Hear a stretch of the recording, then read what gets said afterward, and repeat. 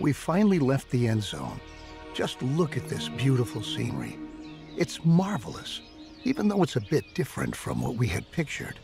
We were able to secure a few basic resources and are storing them in our bus. I'm glad we prepared ourselves well for this kind of scenario, especially since our inventories in the end zone ran low. Don't forget that if you need additional information, you can look at our survival guide at any time.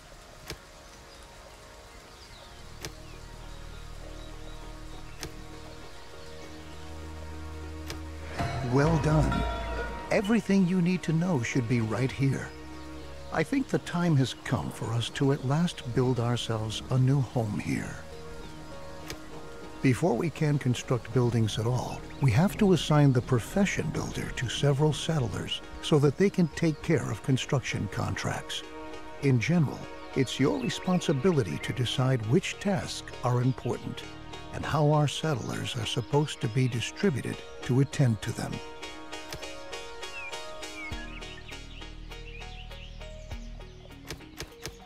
All right. Your builders will be ready as soon as construction contracts have been issued. It's time to start focusing on our key and most basic need: water. The first thing we ought to do is to establish a working water supply. So we'll move on to our first construction contract. Place and build a jetty by a lake in the vicinity of your town center.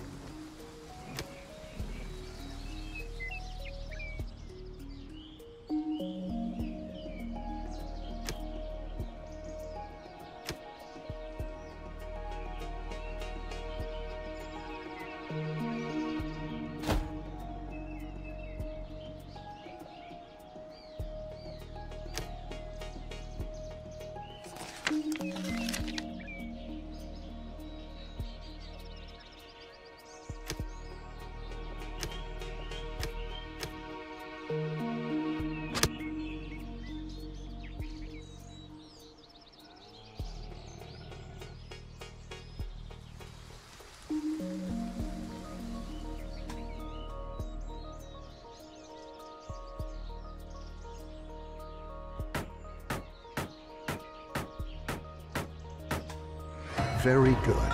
The jetty was completed as planned. Now we have a place where we can collect water. There are other possibilities to gather water too, but the jetty is the simplest and most cost-effective method. We can obtain and store water from different sources, like a jetty, rain collector, or well in the cistern. The cistern should always be in close proximity to a water source, so that our water carriers don't have to walk too far.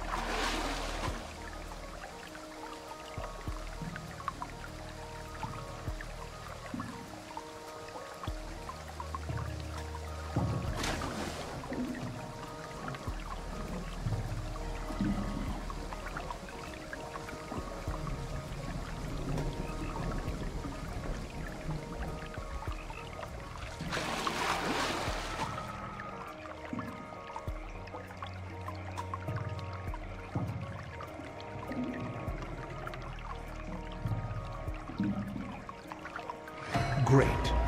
We have now installed a working water supply, and water is now transported from the jetty to our cistern. Consider hiring more water carriers if you don't have enough settlers available. You can never have enough water in storage.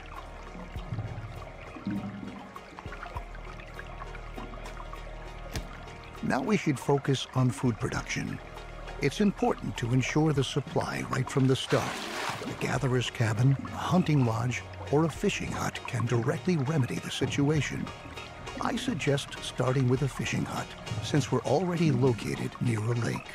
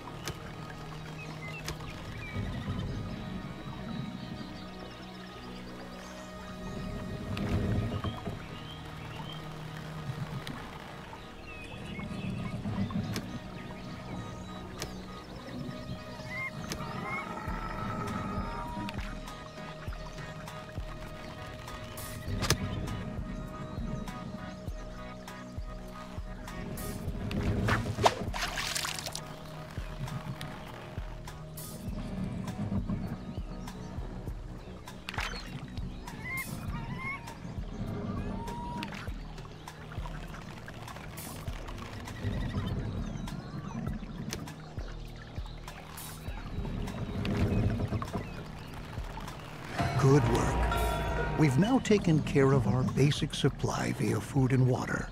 Make sure that you have enough food and water on hand at all times, especially if you want to upgrade your settlement.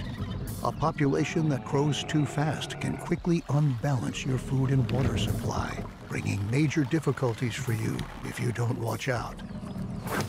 Crops are another excellent way of getting food, because they constantly grow as long as the soil is moist enough. Each seed has different yields and growing times.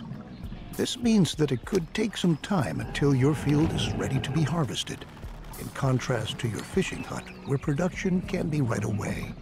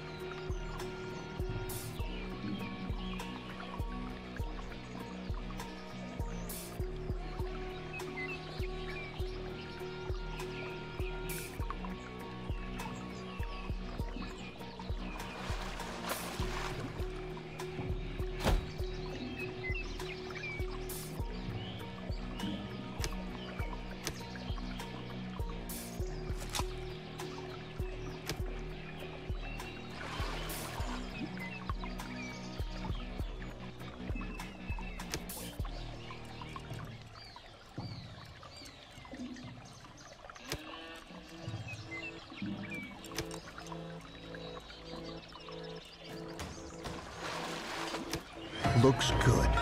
Remember that we need the widest variety of food sources to stay healthy. You should also plan ahead for drought periods that might come when it's not going to rain. Stock up on food and adapt your production to avoid bottlenecks. I'll show you a few more strategies later on. At the beginning, we don't have much scrap wood or other resources. We could build a production building, but to obtain resources as fast as possible, it's best that we start gathering right away. Assign a Gather All Resources task. All the settlers who haven't been assigned any profession by you are going to accept these kinds of tasks. In addition, settlers distribute resources within your settlement.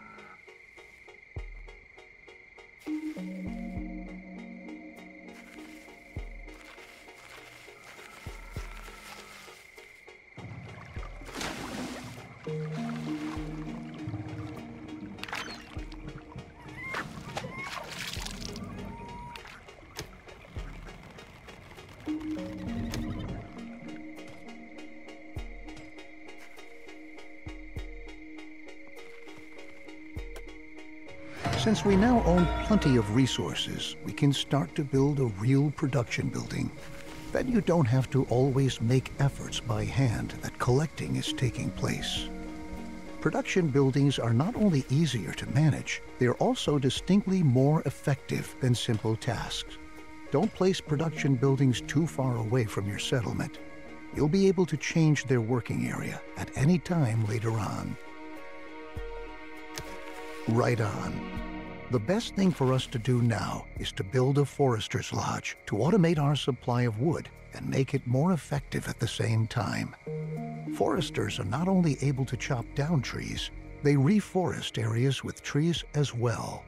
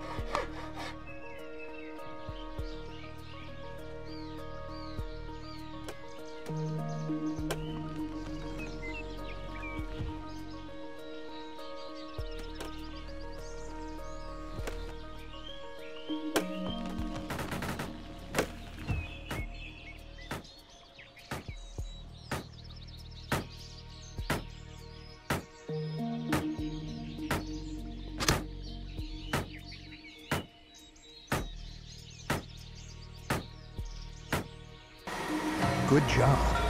You might want to change this building's working area later on to tell your workers where they should get their wood from.